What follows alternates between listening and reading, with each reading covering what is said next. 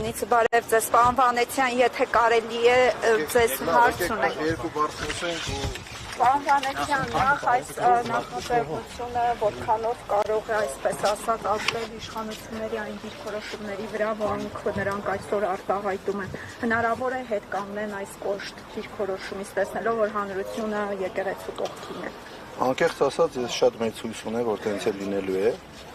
Ու եկեք ի սկզբանե տարանջատեք այսօրվա մեր հավաքի նպատակը։ Սա քաղաքական հավաք չէ, սա զուտ հավաք է ի աջակցություն մեր եկեղեցուն, հայ առաքելական սուրբ եկեղեցուն, մեր վեհապարը։ Ուղղակի որևէ մեկի մտքով չեր անցնի, որ ինչ-որ մի օր Հայաստանում մենք կկանգնենք մեր եկեղեցու պաշտպանությանը։ Դա, չգիտեմ,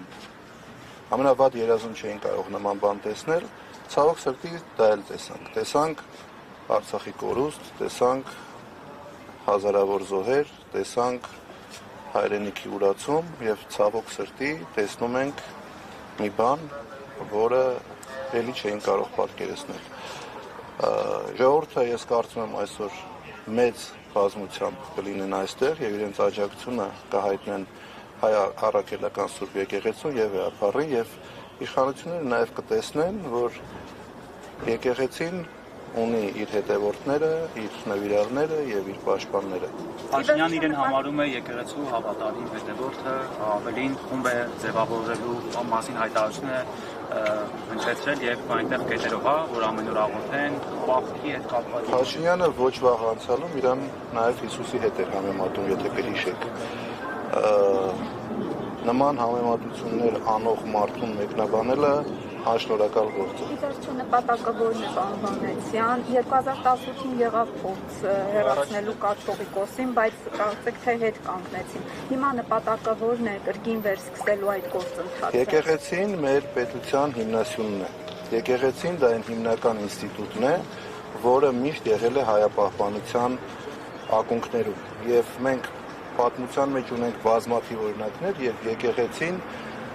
ստանձնել է իր վրա դեր հայապահպանության, նաեւ պետականության պահպանության։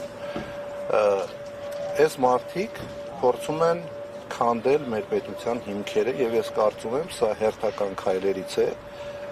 այս իշխանությունների, որով ուզում են քանդեն մեր պետության հիմքերը,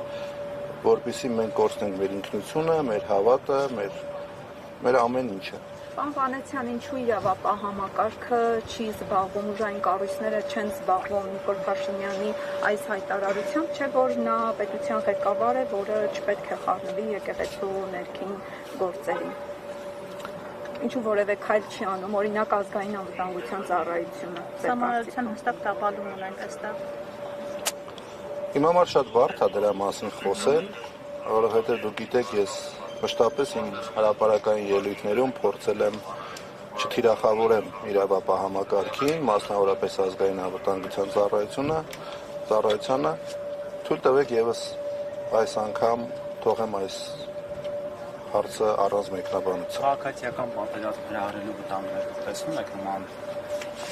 Նման վտանգներ իհարկե կարող են լինել, բայց ես կարծում եմ, որ բոլորը ողջամիտ կգտնվեն եւ նման քայլի չեն գնա։ Ես շատ շնորհակալ եմ, եկեք մի քիչ սպասենք, թող